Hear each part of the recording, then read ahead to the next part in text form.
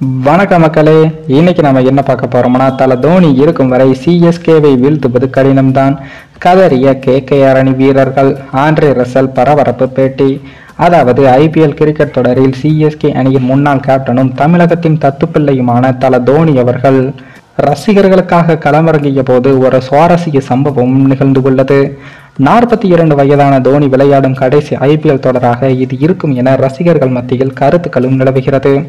இதன் காரணமாகவே தோனி சேப்பாக்கம் மைதானத்தில் விளையாடுவதை எப்படியாவது பார்த்துவிட வேண்டும் என ரசிகர்கள் போட்டி போட்டுக்கொண்டு டிக்கெட்டுகளை வாங்குகிறார்கள். சில டிக்கெட்டுகளின் விலை பல ஆயிரத்தை கடந்து செல்வதாக சமூக வலைதளங்களில் பதிவுகளையும் காண முடிகிறது.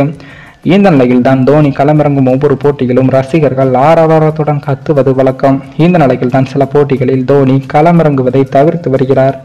இளம் வீரர்களுக்கு வாய்ப்பு வழங்கும் விதமாக பேட்டிங்கில் கடைசி கட்டத்தில் விளையாடுவதை பழக்கமாக வைத்து இருக்கிறார்.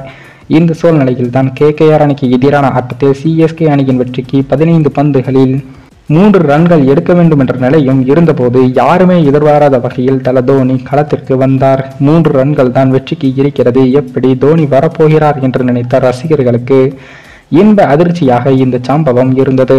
இதனால் ரசிகர்கள் தங்களது உயிரை கொடுத்து கத்தி தோனியின் வருகையை கொண்டாடினார்கள். அப்போது ரசிகர்கள் எழுப்பிய சத்தத்தை பவுண்டரி லைனில் நின்று கொண்டிருந்த கேகேஆர் வீரர் ஆண்ட்ரே ரசல் தாங்க முடியவில்லை. இதனால் அவர் காதை மூடிக்கொண்டு இந்த சத்தத்தை தாங்க முடியாமல் கதறினார். அதேபோல் சிஎஸ்கே ரசிகர்கள் எழுப்பிய சத்தம் சுமார் 125 டெசிபல் அளவை தாண்டி இருக்கிறது. மனிதர்களால் 80 டெசிபல் சத்தத்திற்கு மேல் சென்றால் அதனை தாங்கிக் கொள்ள முடியாது.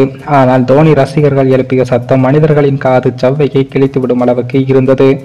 ஆண்ட்ரே ரசலின் இந்த ரியாக்ஷனை போட்டு இதுதான் தோனியின் மகிமை என்று சிஎஸ்கே ரசிகர்கள் ட்ரெண்ட் செய்து வருகிறார்கள்.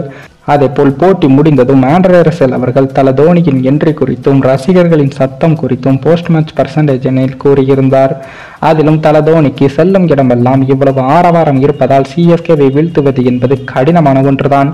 அதேபோல் சிஎஸ்கே தோல்வி கிடைத்தாலும் தல தோனி இருப்பதால் அவர் பேட்டிங்கிற்காக சிஎஸ்கே ரசிகர்கள் போட்டியை காண வருகிறார்கள். இதுதான் சிஎஸ்கே அணியின் பலத்தை காட்டுகிறது என்று ஆண்ட்ரே ரசல் அவர்கள் கூறியிருந்தார் என்பதும் குறிப்பிடத்தக்கது.